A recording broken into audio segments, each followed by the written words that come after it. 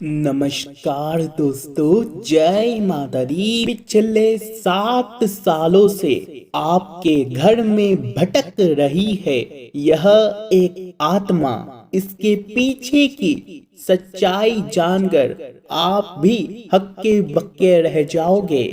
दोस्तों, आज की इस वीडियो में बहुत ज्यादा राज की बात आपको बताने वाले हैं। कुछ ऐसे राज आपको बताएंगे जो आपके भी रोंगटे खड़े कर देंगे। देखिए, दिव्य शक्तियां क्या होती है और नकारात्मक शक्तियां क्या होती है, आज आपको बताएंगे। जब ये आत्मा, ये शक्तियां हमारे घर में घूमती है तो इसका क्या परिणाम होता है।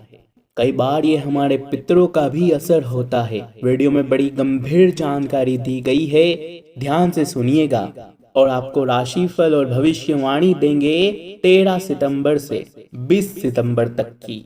बस अंत तक आपको देखना है, लेकिन उससे पहले सच्चे शिव भक्त वीडियो को लाइक जरूर करें और नीचे कमेंट बॉक्स में हर हर महादेव जरूर लिखे। अगले 24 घंटों में आपको बड़ी खुशखबरी मिलेगी, तो बोलिए हर हर महादेव। देखिए दोस्तों, हमारे घर में, हमारे आसपास बहुत सी हजारों शक्तियां मौजूद होती है जिन्हें हम अपनी आंखों से नहीं देख पाते हैं। इन्हें हम झुटला भी नहीं सकते। देखिए, आपकी राशि, आपकी कुंडली, आपके ग्रह गोचर द्वारा यही बड़े संकेत मिले हैं कि कुछ दिव्य शक्तियां आपके ही पास मौजूद हैं। और ये शक्तियां दोस्तों कोई गलत शक्तियां नहीं हैं। ये शक्तियां आपका काम बनाने की कोशिश कर रही है, आपका साथ दे रही है। देखिए, जो कुंडली कह रही है, जो नक्षत्र आपके कह रहे हैं, वो आपका भाग्य दोस्तों सुधार रही है। लेकिन दोस्तों, एक नकारात्मक शक्ति, एक बुरी शक्ति, एक बुरी आत्मा आपके घर में हमेशा आपको परेशान कर रही है, हमेशा आपके काम को बिगाड़ रही है। जो आपके जीवन में दुख दर्द है वो उसी के कारण है। इनसे आपको बहुत खतरा भी बन रहा है, कई बार आपने महसूस भी कर रखा है। देखिए, ये वास्तविकता में आपके पूर्वज, आपके पितृ हो सकते हैं। देखिए, हमारे जो पितृ होते हैं हमारे कुल के ही वंशज होते हैं। वो हमारे परदादा, उनके दादा ऐसे करके हो सकते हैं, जो आज हमारे साथ नहीं है लेकिन बहुत पहले थे। देखिए, हमें अपने पितरों को हमेशा याद करना चाहिए, हमेशा उनको पूजना चाहिए, हमेशा उनको दोस्तों तरह तरह की दो तिथियां आती है, जो श्राद्ध आते हैं, उनमें उनका पूजन करना चाहिए ताकि वो हमको परेशान ना करे। वो जहां भी रहे खुश रहे। अगर वो दुखी रहेंगे तो हमको परेशानी होगी। देखिए, कई लोगों के जीवन में पितृ दोष होता है। इसी कारण वो जीवन में हमेशा दर दर की ठोकरें खाते रहते हैं, हमेशा दुखी रहते हैं। आए दिन उनके जीवन में घोर कष्ट छाया होता है। देखिए, अब पितृदोष कब लगता है? देखिए, पितृदोष तब लगता है जब हम अपने पितरों को याद नहीं करते, हम अपने पितरों को समय समय पर तर्पण नहीं करते, उनका श्राद्ध नहीं करते, उनको पूजते नहीं हैं। देखिए, अभी श्राद्ध आने वाला है तो आप अपने पितरों का तर्पण अवश्य करें, उनके नाम का श्राद्ध अवश्य करें। देखिए, आजकल होता क्या है कि हमारे दादा हुए या परदादा हुए, जो भी थे हमारे पूर्वज, वो हमसे जब भी दूर जाते हैं, वो जैसे ही भगवान के घर गए कुछ सालों तक हमको उनको याद करते हैं, लेकिन धीरे धीरे भूल जाते हैं। धीरे धीरे हम अपने जीवन में मस्त मगन हो जाते हैं। और जो हम हमारे दूर जा चुके हैं, जो पूर्वज हो चुके हैं, जो हमसे दूर जा चुके हैं, हम उन्हें याद ही नहीं करते हैं। आजकल यही होता है। जो पुरानी पीढ़ियां थी वो हमेशा अपने पूर्वजों का ध्यान करती थी, लेकिन आज की जो पीढ़ी है वो अपने पूर्वजों का ध्यान ही नहीं करती है। जो जा चुके हैं उनको भूल जाती है। देखिए, इसीलिए आपको हमेशा अपने पितरों को याद रखना है, उनको भूलना नहीं है। देखिए, आपके दादा हुए, परदादा हुए, जो आज आपके साथ नहीं थे, आज आपके साथ नहीं है, लेकिन कभी आपके साथ थे। लेकिन कुछ उसके और पूर्वज भी हो सकते हैं। मान लीजिए आपके दादा आपके साथ है लेकिन आज आपके साथ नहीं है, लेकिन उसके ऊपर परदादा भी हुए जो आपके, जिसने आपको देखा ही नहीं। आपने उनको देखा ही नहीं, परदादा को। जब आप पैदा हुए तब आपके साथ आपके परदादा नहीं थे, लेकिन इसका मतलब ये नहीं कि आप उनको नहीं पूजेंगे, उनका तर्पण नहीं करेंगे। देखिए, जो सर्व पितृ होते हैं, जो हमारे सर्व पितृ, जब हम सर्व पितृ के नाम से पूजा या उनका श्राद्ध करते हैं तो उसमें सभी पितृ आ जाते हैं। तो इसलिए चिंता की बात नहीं है। अगर हम श्राद्ध आने पर या फिर अमावस्या वगैरह आने पर हम सर्व पितृ का दोस्तों जो पूजन करते हैं, उससे हमारे सभी पितरों को शांति मिलती है।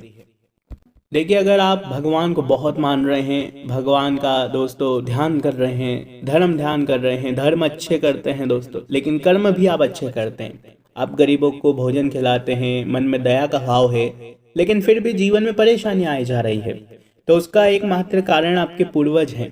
आपके पूर्वज आपसे नाराज हैं, आपके ऊपर पितृ दोष लगा हुआ है, तो दोस्तों उसका निवारण करना बहुत जरूरी है। देखिए, कभी कभी आपसे इतने नाराज हो जाते हैं कि आपके घर में बहुत दुख दर्द आना शुरू हो जाता है। देखिए, यह जो नकारात्मक शक्तियां होती हैं, नकारात्मक जो आत्मा है एक, वो पिछले कई सालों से आपको परेशान कर रही है, लेकिन कुछ दिव्य शक्तियां भी है, कुछ अच्छी शक्तियां जो उसको रोक रही है। थोड़ा थोड़ा असर है, लेकिन ज्यादा असर नहीं है दोस्तों। कभी कभी संकेत मिले हैं, लेकिन आप कभी गहराई में नहीं गए हो। देखिए दोस्तों, आपको एक बात का ध्यान रखना है कि आप कोई गलती ना करें, आप कोई पाप ना करें, आप कोई गलत कर्म ना करें। जब आप अगर गलत कर्म कर देंगे, कोई गलत काम कर देंगे, तो ये जो दिव्य शक्तियां हैं, जो भगवान का रूप है, वो आपका साथ छोड़ देंगे, आपका दोस्तों घर छोड़कर चले जाएंगे, और फिर इन नकारात्मक शक्तियों से आपको कौन बचाएगा। इसलिए कोई भी गलत काम आपको नहीं करना है। देखिए, सबसे पहले गलती आप क्या करते हैं। देखिए, कुछ लोग होते हैं जो हमेशा गंदे रहते हैं, कई कई दिनों तक वो नहाते नहीं हैं, मैले कपड़े पहने रखते हैं। देखिए, नकारात्मकता वहीं से तो आती है।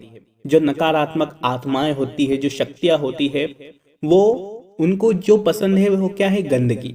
तो अगर आप गंदे रहते हैं, आपके अंदर से दोस्तों पसीने की बू आती है, तो ये नकारात्मक शक्तियां आपको ही पसंद करेगी। इसलिए हमेशा स्वच्छ रहें ताकि सकारात्मक शक्ति आपके पास रहें। दूसरी गलती, कई लोग अपने घर में बहुत दिनों तक झाड़ू पोछा नहीं करते हैं। कोई झाड़ू लगाता है तो कोई पोछा नहीं लगाता, घर की स्वच्छता का ध्यान नहीं रखते हैं, घर में जाले हो रहे होते हैं, गंदगियां हो रही होती है, ऐसे ही पड़े रहते हैं, उनको कोई मतलब ही नहीं। तो देखिए, अगर आपके घर में गंदगियां रहती है, झाड़ू पोछा आप नहीं लगाते हो, घर में जाले हो रहे होते हैं, तो फिर तो आपके घर में नकारात्मक और जो ऊर्जाएं हैं वो परमानेंट रहेगी। जो आत्माएं हैं, जो बुरी शक्तियां हैं, वो आपके घर में अवश्य रहेगी। इसलिए ध्यान रखें कि नित्य दिन हमेशा सुबह शाम घर में झाड़ू पोछा अवश्य करें। साथ ही दोस्तों, जिस घर में जो महिलाएं होती है हमेशा सोई रहती है, दिन में भी सोती रहती है, सुबह भी लेट सोती रहती है, ऐसी महिलाओं के घर में दोस्तों जो दिव्य शक्तियां हैं कभी नहीं रुकती है। ऐसे घर में हमेशा नकारात्मकता रहती है। ऐसे घर में कभी भी लक्ष्मी माँ कृपा नहीं बरसाती है। दोस्तों, घर में आए दिन सोते रहते हैं, नित्य सुबह शाम। साथ ही दोस्तों, आलस्य का त्याग करना है आपको। घर में कभी भी सुस्ती वाला नहीं होना चाहिए। घर में सुस्ती वाले का मतलब है काम में मन नहीं लगना, आए दिन सोते रहना, ऐसा नहीं होना है। हमेशा चुस्त तंदुरुस्त रहे, खास करके महिलाओं को तो रहना ही है, क्योंकि महिलाएं दोस्तों देवी का रूप होती है। और अगर महिलाएं ही घर में सोती रहेगी, घर में साफ सफाई नहीं रखेगी, तो फिर तो घर में दोस्तों बुरी बुरी नकारात्मक शक्तियां वास करेगी ही करेगी। इसलिए इस बात का हमेशा ध्यान रखिएगा। देखिए, मेहनत को हमेशा ऊपर रखना है। अगर आप मेहनत नहीं करेंगे, मेहनत अगर नहीं करेंगे तो फिर कुछ होना ही नहीं है। देखिए, भगवान क्या है, कर्मों के फल दाता है। अगर आप कर्म करोगे तो ही आपको फल मिलेगा, अगर आप बैठे रहोगे तो कुछ नहीं होना है। इसलिए ध्यान रखो कि कर्म तो आपको करने पड़ेंगे, मेहनत तो आपको करनी पड़ेगी। देखिए, अगर आपको लग रहा है कि जो आपके घर में नकारात्मक शक्तियां हैं, तो दोस्तों उसको अगर शांत करना है, आपको लगता है कि मैं पूजा पाठ कर रहा हूँ, मैं सब कुछ कर रहा हूँ, लेकिन कुछ फायदा नहीं हो रहा है, भगवान साथ नहीं दे रहे हैं, तो इसका मतलब यही है कि आपके जो पितृ है आपसे नाराज हैं। पितरों की शांति के लिए आपको हमेशा अपने पितरों को याद करना है। देखिए, वो आपके दादा हो सकते हैं, आपके परदादा हो सकते हैं, जो भी है, आप उनको हमेशा याद करें, उनके अच्छे काम को याद करें, उनको कहें कि घर में सुख शांति बनाए रखो। और साथ ही दोस्तों आपको दक्षिण दिशा में देसी घी का दीपक आपको अक्सर लगाते रहना है। आप सप्ताह में एक बार भी लगाएंगे तो अच्छा रहेगा, लेकिन उनके नाम का लगाइए, अपने पितृ देवता के नाम का दीपक दक्षिण दिशा में लगाइए। रोज लगाएंगे तो बहुत अच्छा रहेगा, लेकिन अगर आप चाहें तो सप्ताह में एक बार किसी भी वार को आप लगा सकते हैं। आपके पितृ इससे दोस्तों प्रसन्न रहेंगे। और दोस्तों उनके नाम की 2 अगरबत्ती भी अवश्य लगाइएगा, इससे जो आपके पितृ हैं, जो आपसे नाराज हैं, वह आपसे प्रसन्न रहेंगे। और जो आपके जीवन में दुख आ रहा है और जो आपके ऊपर जो पितृ दोष लगा हुआ है वह भी दूर होगा। तो देखिए समझा दिया है कि क्या करना है और क्या नहीं करना है। देखिए अक्सर इंसान के जीवन में जब तकलीफें आती है, जब दुख आता है, तो वो हमेशा अपने दोस्तों क्या करता है, भगवान को दोषी ठहराता है कि भगवान ने ये कर दिया वो कर दिया।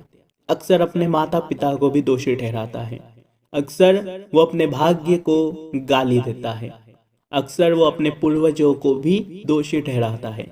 तो देखिए जब आपके जीवन में मुसीबतें आए तो वो ही समय है जब भगवान आपकी परीक्षा ले रहे हो। मान लीजिए भगवान ने आपकी परीक्षा लेना चाहिए, जब परीक्षा का समय है तब आप उसे दोस्तों अच्छे से पूरा नहीं कर रहे हो और उल्टा आप अपने भगवान को ही गाली दे रहे हो, अपने भगवान को ही कोस रहे हो, माता पिता को कोस रहे हो, तो देखिए फिर आपका अच्छा समय आना ही नहीं है। भगवान परीक्षा इसीलिए लेता है कि देखता हूँ जब इसको परेशानी होती है तब ये क्या करता है, देखता हूँ जब इसके जीवन में दुख होता है तब ये क्या करता है। और दोस्तों जो परीक्षा होती है वो इसी तरह से होती है। आपने क्या किया, जब आपकी परीक्षा आई, जब आपके जीवन में दुख आया, परेशानी आए, तो उल्टा आपने भगवान को ही कोसा। अपने दोस्तों क्या करा आपने, अपने माता पिता को कोसा, अपने पूर्वजों को कोसा। लेकिन आपने ये बात नहीं देखी कि दुख का समय है, मैं मेहनत और करूं, मैं इस परीक्षा में उत्तीर्ण होऊंगा, मैं दुख में भी धैर्यवान बने रहूंगा, दुख में भी भगवान को याद करूंगा, भगवान की पूजा पाठ करूंगा, चाहे कितना भी समय लग जाए, साल 10 साल, लेकिन भगवान के ऊपर से विश्वास नहीं तोड़ूंगा। तभी आप परीक्षा में पास होंगे। लेकिन अगर आप दोस्तों कुछ गलत करेंगे, भगवान को गलत बोलेंगे, तो फिर तो गलत होना ही है। तो देखिए सभी चीजों के बारे में जानकारियां दे दी है। कोई मन में शंका हो, कोई मन में सवाल आ रहा हो, तो बेझिझक कमेंट बॉक्स में लिख दीजिएगा, हम आपको हर सवाल का जवाब देंगे। धन्यवाद।